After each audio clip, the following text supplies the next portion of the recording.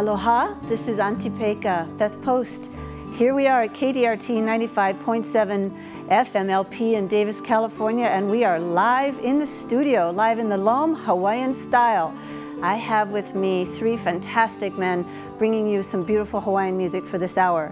To my left is Led Ka'apana. Aloha.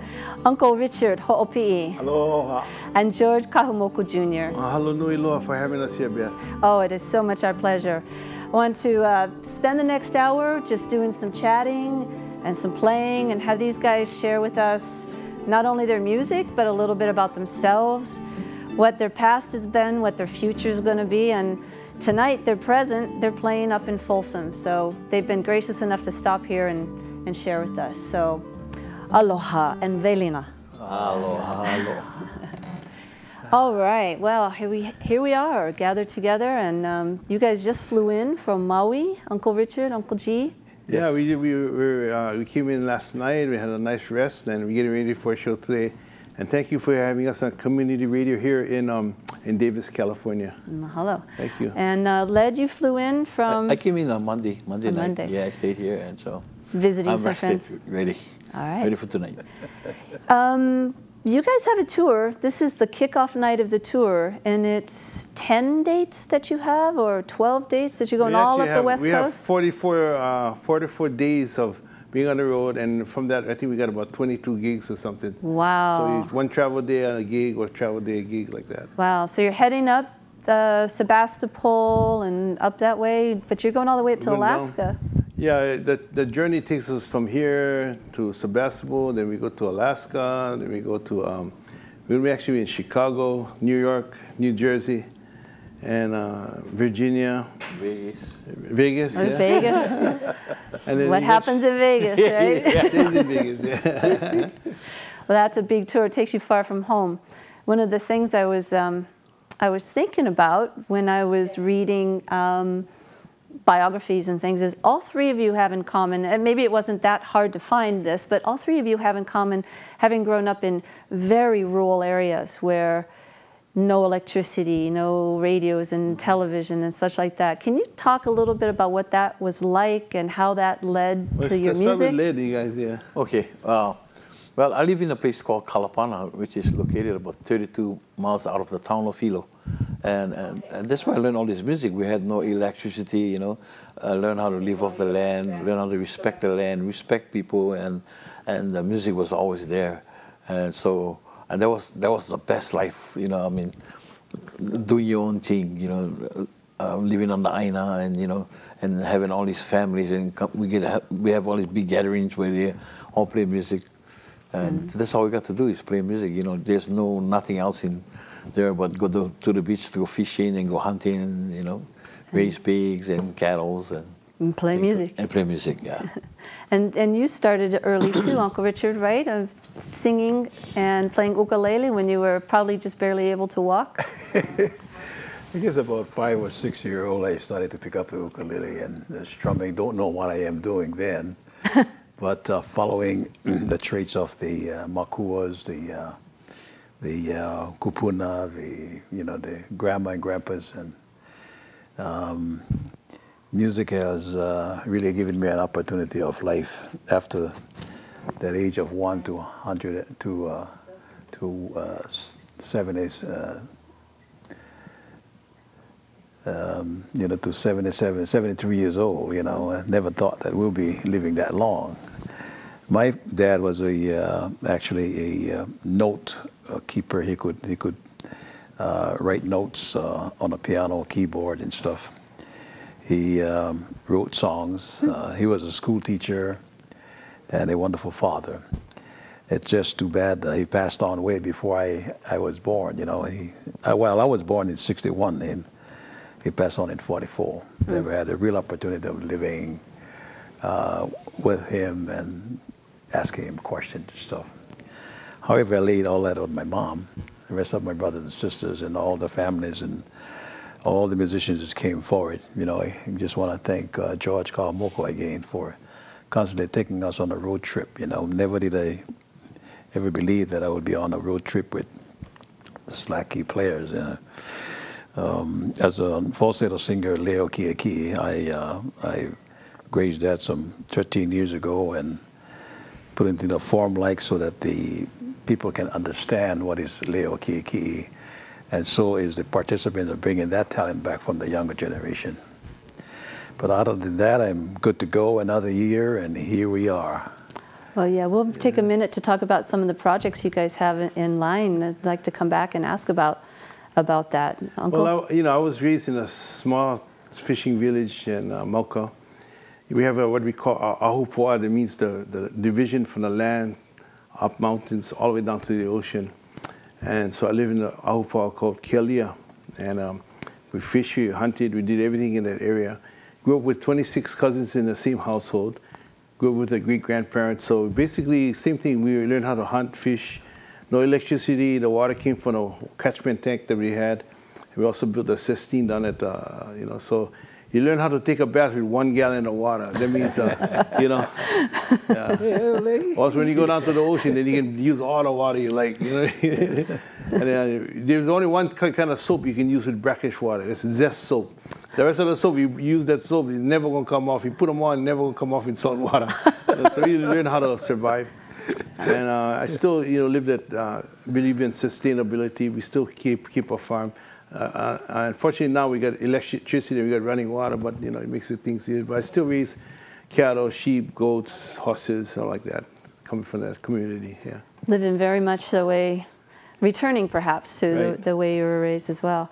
Well, would you guys grace us with a song that might remind you of those days? I'm sure all the songs kind of come from that time. You want to just pick one and Leo Kiaki. Some Kiaki, please. Yeah, some Leo Kiaki. Or something. This is a song for the Wahinis, yeah? Yeah, that would be good. Actually, it's written, it means basically that you're the chiefess and we are the men over here just to serve you, to make you food and to keep you happy. Song for the Wahinis. Heli Inoi. Come on, Uncle Richard.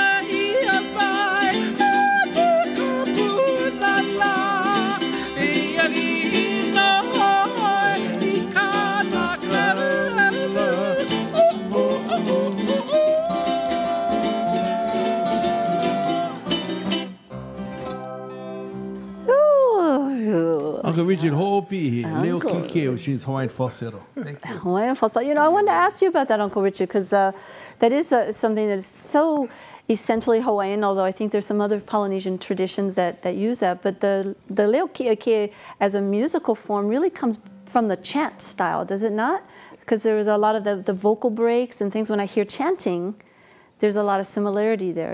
Can you tell me about that? Of course, there is a lot of holding and breath comes from your stomach area, and that help you to digest in a very speed way of putting all your tunes together.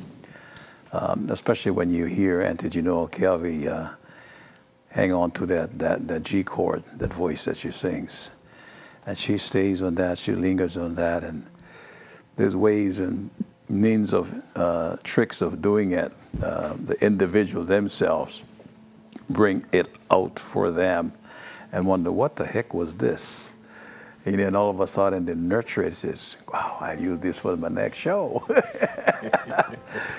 But it is the person itself that picks it up and I just love the call of music, the call from your parents, you know, your ohana, your friends, and music. Also, Uncle, remember in the olden days that the women were not allowed to do a lot of things, and in the old humanity, they weren't allowed to sing. So it was the men who had to do all the women were actually allowed to even cook in the olden days. The men did all the cooking, so in the old Hawaiian days, some of you Hawaiians don't know how to cook. You would have loved it. I would have been happy with that. so that's how the men took all the women's parts too. Okay. And Leo Keke. And then influences from the paniolo, from the cowboys too, where there's a lot of yodeling, that kind of thing, from the Spanish cowboys too. And that's something that I think both you and your brother, Saul, when I heard your music the very first time, that's exactly where I went, was a cowboy yodel kind of sound, especially Kupa Landing, you know. And you should do that one too, yeah. Yeah, you wanna? Are you ready to? You want to do Kupa Landing? We're here. That's one of my favorites. That's perfect. Let's Kupa Landing. And Kupa Landing is actually a place in Kona where I come from. It's the next Ahupua over a place called Ho'okena Beach. And the name was, there used to be a landing where they used to take the cattle out from the mountain to the ocean. I remember that, Father. What in there? Okay.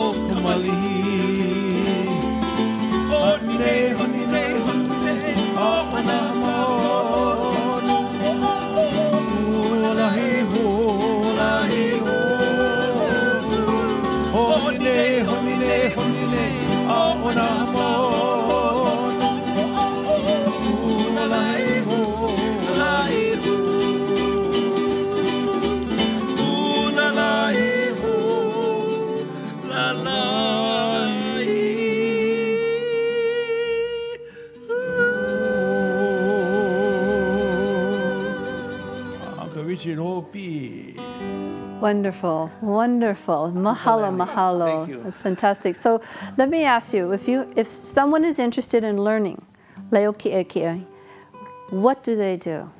What did they do? Come back on Saturday. Come back on Saturday. I'll work on the farm, we need you. I know that the Hawaiian way of teaching and learning for a long time was really just find a master to listen and watch and practice. But is that really just find it by watching the master, find it by watching the kupuna? And is that the suggestion you would make, or is there some other trick? No, I would make the same suggestion because sometimes it's the individual themselves, how much they want to know about it. How far are they willing to sacrifice for the person to give their time and energy out to you? Find someone like, George, Ledward, Richard, and I, or the kupuna, and sit down and just talk story. Ask them. Don't ask your friend about them. You ask them yourselves, so you would know where the truth is all at. And if you're really interested, then this is where you go. In every instructor, in every person of talent, there's ways and means how to make the connection in teaching them the way they have learned it, and in an easier way that they have tried to continue to teach the next person. And so by doing that, it captures a personality between both individuals. Not only trying to sing a better tune, not only try to be a better person, but be a better part of a community. That was the old style of learning. You find a mentor, and even if you learn how to build a canoe, you go learn from a canoe builder. You learn how to fish. You go learn from somebody who's expert in that thing. If you learn slaki from Led or Kapana, you should go hang with Led, Yeah. And even me, I have students that come to our farm, but we actually started a program at Maui Community College. It's actually Maui 4-year college now. It's called the Institute of Hawaiian Music. Oh. You call it UHMC and IHM, the Institute of Hawaiian Music. And it's been going now for I headed the thing for about 2-3 years, and then I retired because actually make more money retired than go working. Get free medical, everything. I'll go retire already. But I'm still contacted. So if you want to learn that way, that's another way too. That's the Institute of Hawaiian Music. Yeah, and is your son Keoki involved in that too? No, he has another. I forgot what the thing is called, but we all have these different. He lives on a big island of Hawaii. He actually has a program where he actually works with younger kids. This is a college level, but and he's kind of doing the same thing too. Bringing it to the next generation and the next generation.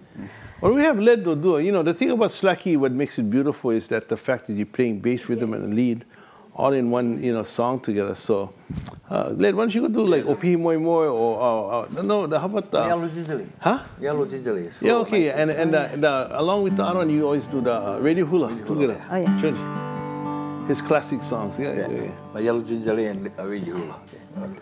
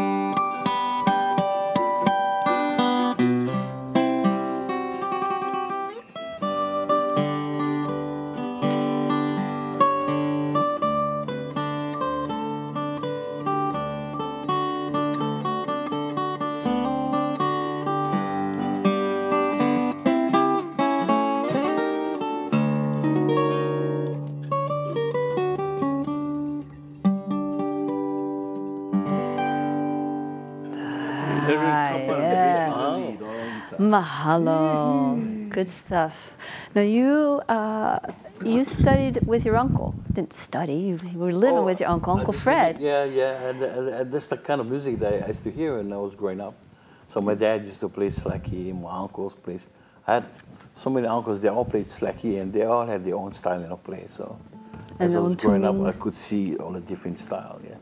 Got a lot of chance to sit and watch the master. Yeah. Yeah, that's fantastic. The only thing that we couldn't touch the instrument when, we were too young. We had to wait because, they like to have parties. They always have parties, they're drinking.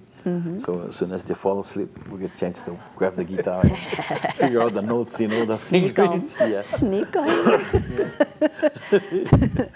Nowadays, you got to pay the kids to take lesson. And like us, the lesson is we always wanted to learn, but we weren't allowed to touch the instruments. So as a result, we all learned. Make something, slide, make something not allowed and it's desirable, yeah? And you grew up in a musical family. Yeah, I grew up with, my great-grandfather played slacky, Willie Kahumoku. Then he had his sons. My Uncle Kali played, Uncle Moke, my father played. My grandmother played, my grandfathers played, aunties, uncles, all my cousins played. Out of the 26 of us, I was about in the middle. So they get about 10 or 11 cousins can actually play better than me, But the thing is, they need to drink plenty of beer or something to get up on the stage before they can play music, before they get courage, But me, I know I just can jump on the stage and go. So in that case, I'm lucky. Yeah, because you've been performing for years. Well, we all started off, at least I started on the ukulele from about 3 years old to about 8, and then later on, when the finger's big enough, But I had cousins above me that I was learning from. Then I had young cousins below me that I was teaching. So when you're learning and teaching at the same time, I think power in your head, you get good at that. It does. It goes in your head. But now you're sharing the music at Napili. Yeah, we have a show that's been going for almost 12 years now. This October will make 12 years. And we started off at the Ritz-Carlton, and it's called the Masters of Hawaiian Slacky Music. But actually, we name it the Masters of Hawaiian Music now because we include people like Uncle Richard, who is the Slacky master, but he's a master in his own right, We've actually had Auntie Gino Keawe came over there playing music. We had Herb Ota's father, Oto-san, came playing a couple of times, yeah. And a lot of guys who, actually passed away came, like Dennis Kamakahi recently passed away.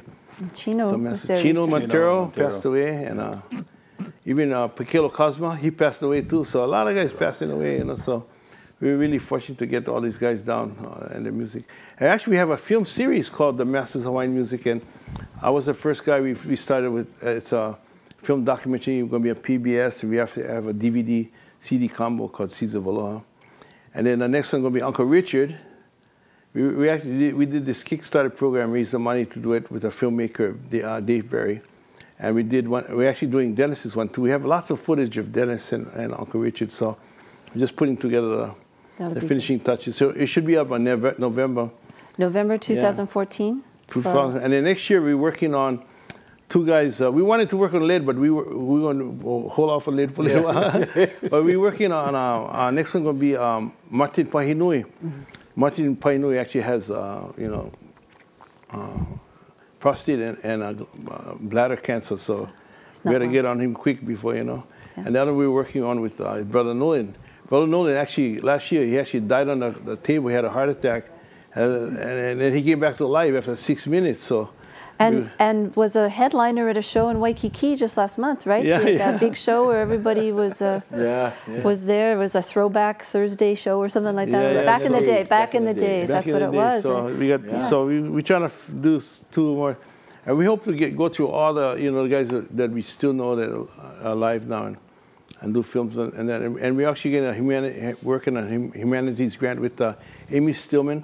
She's a PhD from Michigan, University of Michigan. And also Auntie Pua, Kanahele, this Auntie Edith Kanakoli's daughter. Right. So we're trying to write an education. What we want to do, it's one thing to make the films, but it's another thing to take it and break it up into curriculum for the elementary school students, the intermediate.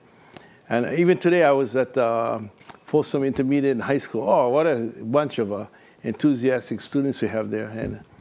And so that's what we want to do, share the music. And then also on the college level as well. That's fantastic. So we want to take the films and actually build curriculum into the classroom. Fantastic. Absolutely. Because I mean, talk about seeds of aloha, right? Yeah. That's where it's going to grow, is that next generation. Yeah. And I wanted also to mention those of you that are listening live. By the way, I do need to mention that this is Namele o Hawaii, and we are live in the DCTV studios in Davis, California, but we're also live on radio at 95.7 FM LP and online at KDRT.org. So I've made my bottom of the hour announcement, and I can move on. And if you want to come to the store, our show on Napili, just go to slackkeyshow.com and you can book line. And if you want to find out where we're going to be, just go to my last name, Kahumoku.com. Kahumoku. Kahu means the priest, moku of the island or the boat. Yeah, the priest of the boat or the island. But I was going to mention then, in terms of creating a heritage or continuing a heritage, that we have here both with Led and Uncle Richard, 2 fellows of the National Endowment of the Arts National Heritage Fellowship Program. So yeah, it's the highest award given to local folk artists. So mahalo to Uncle Richard was 1996, and Led Kapana was 2011, yeah. So that's a great honor, but it's beyond well-deserved, I'd have you. to say, for all that you have done. So how about a little bit more music? What do we have? I was one of the few Hawaiians in my family. Actually, out of 26 cousins, I was the one who went, went to higher education. And of all places, like I had a full scholarship to any college I wanted to go to. So I was accepted I went to art school, so I was accepted to Rhode Island School of Design, Kansas City Art Institute, LA Art Institute, San Francisco Art Institute, but I chose Oakland, California. Because they had not only the home of the Oakland A's, but they had a $69 trip at the time. If you round trip back to Hawaii, and all the champagne you could drink if you change your mind. So that's some good decision making, Uncle. Yeah. So that's what made me choose Oakland, and I went there for a number of years. It was late 60s, early 70s, so lots was going on. And some of my classes were at UC Berkeley. I went to California College of Arts and Crafts, and people used to sit around, looking for divine inspiration and join hands, and go, that kind of thing. So after I got my degrees, I got my bachelor's and master's in art and actually a teacher's credential. Went home to Hawaii, no job. So I went up to the volcano, did the same thing. And up in the middle of the volcano, at the time, it was Tutupere. And then this little fountain, this place called Mauna Ulu, went up 5 feet, 10 feet. When we reached about 100 feet, I said, best to get the heck out of here. And I headed to the volcano house. And when I turned back about 45 hours, now there was a curtain of fire going almost 15 miles all the way from the top all the way down to Kalapana. The fountain was going 3, 4, almost a mile into the sky. And for meditation, I got what the Hawaiians call inspiration. I wrote this song called Kamufua. It talks about the leader of volcano, we call her Tutupele, and her boyfriend, the part man, part pig called Kamufua. Goes like this.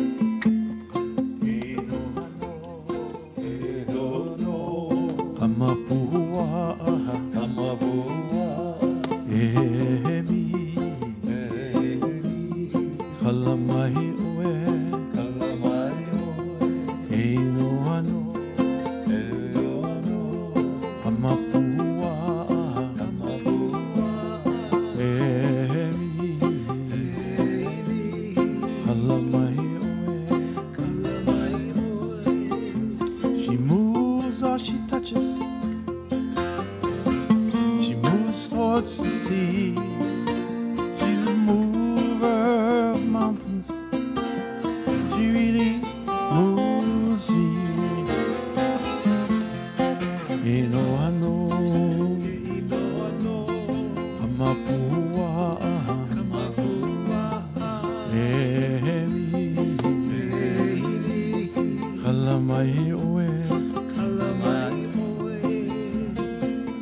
Burning eyes of desire, lips like burgundy, sparks of hair blowing through the breeze. She really moves. me. E no ano, amapua, emi, kalamahi oe. Red and black are her colors. She's burning through the night. I can see her in the distance.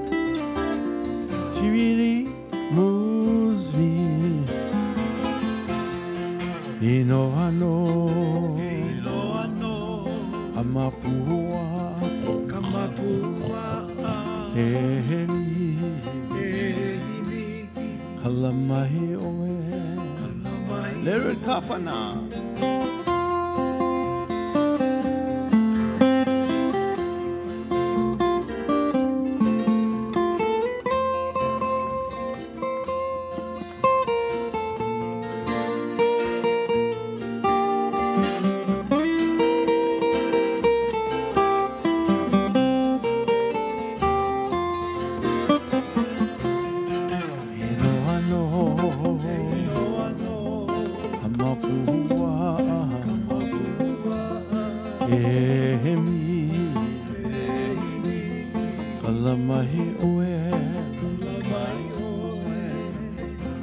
Walking near the edge, guided by her light, I can see her in the distance. She really moves me. Ino ano, amapua, emi, alamahi. I can see her in the sunrise, see her when the sun sets, burning urgency in her eyes. She really moves me. Ino ano, amapua, ehemi, kalamahi oe.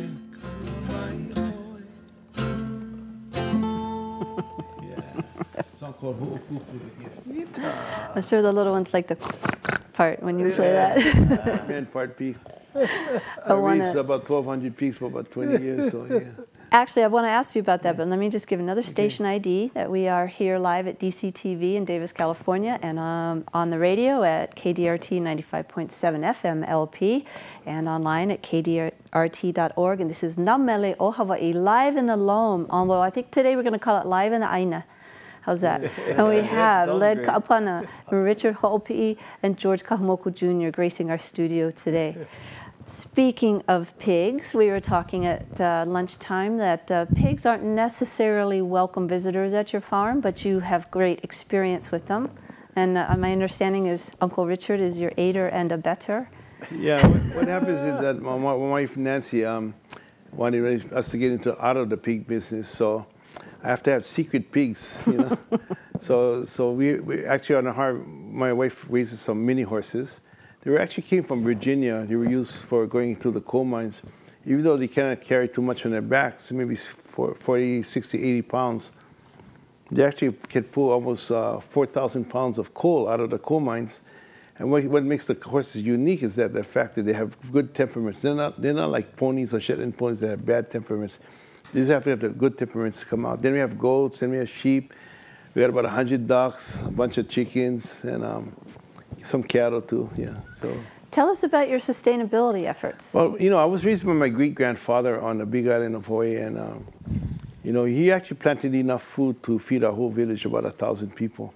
He was the haku, like the chief for our village, you know, or what we call a konohiki, you know. So whenever there's a big party or something, we didn't have to worry because, you know, he could feed 1,000 people, you know. So we just went up to the, what we call Kihapai Olono. It's a part set up aside up in the mountains, about 40 acres, that the whole village took care of. So when there's a baby party or a big wedding or something, we had breadfruit, we had you know, sweet potato growing, we had kalo up there, we had almost everything, you know, breadfruit. We also had avocados, whatever, you know, papayas. And then also each family had their own individual 1 or 2 acre lots that they took care of, but that was for the whole village. It was called a kihapai olono. And the word hapai means, you know, you're so fruitful or fertile, you know. It belongs to the god of Lono, the god of fertility. So I kept up at the tradition, and in our tradition, we don't do monocropping, no GMOs, you know. Everything's planted. We plant the taro along with the sweet potato, along with the bananas along the side, along with the tea leaf, and along the edges of the mala, what we call, we were planting mala dryland style. And we had sweet, that's where we had the breadfruit trees and all like that growing, so it was all intermingled, you know. And then later on when I started, and close to our house, we did the same thing, except we had coffee interlated, you know, it's like corn coffee, because then we had avocados. And we didn't only, you know, grow one variety, kalo. We had, you know, my grandfather grew over 100 varieties. Unfortunately, I only have 80 of the varieties left. Sweet potato, I got about 30 or 40 varieties. Bananas, about 40 varieties. And you're raising all those varieties? Yeah. Wow. And my farm is actually a seed farm that I share with other farmers. We actually mentor about 2 other farms. Not only in Hawaii, I have some nephews that taught. I have a little garden farm in San Francisco. One of my students, Jonathan, lives over there, Silverman. Then I have another nephew who's in San Diego. He's actually raising an edible hibiscus, pele, we call that over there. And my other nephew, Elliot, is actually going to raise some tea for us here in Sacramento. So it goes on and on. So we got people raising all these different things as well. Now, when you say tea, do you mean the tea leaf TI or tea like you drink? Well, we have we both. There's a market for not only the tea leaf that we grow to make a lau or for headaches, and also they used to make okolehau out of the roots itself. But we also go tea, various varieties. We have one called mamake. It's good for high blood pressure. No, actually, that one is, go high blood pressure, lowers your blood pressure. And then we have one called koko'olau. It's really good for diabetics. It lowers the sugar content and stuff like that. And we have another one we call hawiwi, and that's like, I cannot say it, you know, but it's like the Viagra of Hawaiian teas. You gotta watch it. You might find a big market for that. Yeah, it's also called honey goat weed in some parts of the world. In the Philippines, they call it honeymoon tea, and in Jamaica they call it love potion tea. You know, but these are all indigenous teas that, just like weeds, they grow out in the field, in the pastures. Wow. Yeah. Wow, that's fantastic. Wow, so you're a busy person. Yeah, I spend actually 95% of my time on the farm, you know, working, and then 5% playing music. Wow. Unfortunately, it's the music that makes 95% of the money that I spend. 5% of my time makes most of the money. So, yeah. Well, we talked about the projects that you have with the series of the Masters of Hawaiian Music and Uncle Richard and Uncle Dennis coming up soon. Uncle Richard, you have a CD in the works, correct? You said you were bringing a CD to us and sometime next year with Leo Kieke. Oh yeah, that's for sure. That's been a long time coming. There's been a few plans, hasn't gone through. Well, we're going to make sure that Uncle gets that out. Definitely before the next time we go on tours, he has some new product out there. Yeah. Because he has a lot of songs, he just didn't have a chance. But what's weird about our show is that we have a 24-track system, and we can record directly off our system. And that's what we first recorded off our system at the Napili Kai. It wasn't to make records. We wanted to archive everything for I married George Winston's sister, and he wanted to hear all the different stuff, so we, recorded for him. And then finally, Daniel Ho, our friend, came by. Said he did one of the shows. Let's listen to it. We didn't listen to it for 3-4 years. And he said, "Hey, this stuff is good." So we started, cleaning it up and whatever, taking away the coughs and all this other stuff. And we've been really blessed to, been nominated for 7 Grammys and brought home 4 for Best Hawaiian Music. So that's right. Just from the Slacky show. Thank you to other musicians like Leonard and Uncle Richard and, you know, all the different musicians who've been on our albums. And now you're bringing some of the younger folks in. You got the ukulele boys. Yeah, the ukulele has been really, like Garrett since he was 5 years old, and Peter since he's 9. Sterling came on later. Sterling Seaton also has a new album. He joined me when he was 15 years old. So these are some of the students. I've had thousands of students, but only some stuck, you know what I mean? Mm-hmm. Stuck around. Sure. So those are the 3 that hung around with us and still here. Well, I'm looking forward to hearing that CD. You do have a solo CD that you put out a few years ago. Yeah, called Ululani. Ululani, Yes. that's right, and it's for your wife, is it Yes. not? Yeah. Would you be willing to play a song, or do you guys have a song you could share from that CD, or? Yes. It's been an old-time favorite of way back when the Kupuna was alive, and it was one of their favorites also. And they passed on, and my wife Ululani wanted to dance a hula, so we gave her that old beautiful song that her great-grandmother taught in Big Island, in the island of Maui. And so it's an old favorite of Ho'onanea. Which means to relax.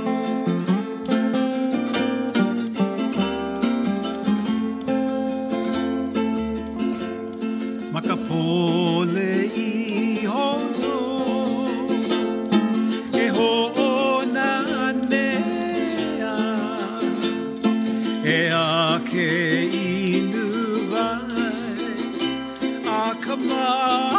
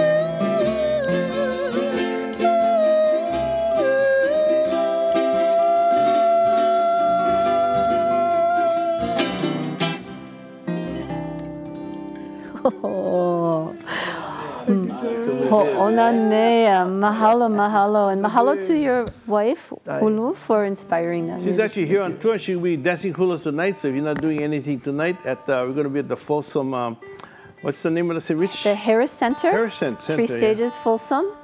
Yeah, I'll be there. I'll be the one with the Hawaiian shirt on in case somebody's looking for me. Okay. So you guys have to pack it back up pretty soon. So we've got just a little bit more time. I wanted to ask Led about his most recent CD, because it's kind of a detour from what most folks might be thinking an album was. Tell us about Just Cruisin'. Oh, Just Cruisin'. See, when I think I remember when I was about like 6 years old, my uncle used to play an auto harp. And then I was just watching him. I fell in love with all the strings that he was playing. So, you know, as I got older, I used to play around with the auto harp, same like I used to play with the guitar.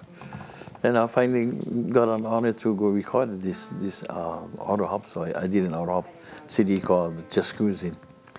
I have a listen. I have a copy of it. Uh-oh, where did it go? I was going to show it on the TV. Well, don't put a camera on me. We will find the CD. I'll go hunt the CD that you handed me. And oh, I see it right there. Hang on, I'll be right back. Okay. Here we go. She'll be back. Here we go. I don't know if you can get camera on this. There we go. Just he got his red boots, huh? He's got his, and that's. Don't worry about that. That doesn't come on all of them. That's a special sticker for me. But that's just cruising. And Uncle Ed in his famous red boots. Just stepping on I'm standing on my auto hub. You're standing on the auto hub. Taking a picture. You needed some height or what? Now those are the same red boots that I think I saw off the album The Legend. Yeah. You're wearing those red boots on that one too. That's another one. And I got to tell you, that one you can't find. That was in Kalapana. That was in Kalapana, standing right over your old house. Yeah, and 2 days after that, after the picture, the thing was gone again. She came down again. Wow. Billy came down and took the place. Yeah. Took the place again. Yeah. Wow. Yeah, she's very active right now. She's active. Very active and coming to visit a whole lot. Yeah, that's making new land for us. Yeah. That's right. Yeah, a lot of people. We're talking about that.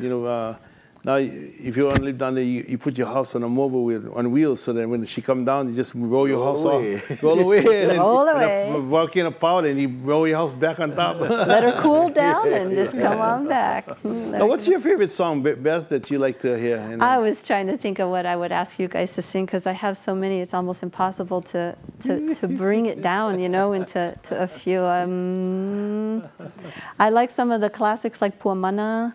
That's a really sweet. You heard of that one, yeah? That's Auntie Irmgard's Aluli song, yeah? She wrote that for her family. And that's where we're from in Maui, so we got to do that song, yeah? Yeah. Okay. That would be lovely. Okay. Yes, please. Right. This is for you and your staff. Mahalo. For letting us being so relaxed here in your studio. Yeah. Feeling at home. Feel like want to sing this Lahaina song for you.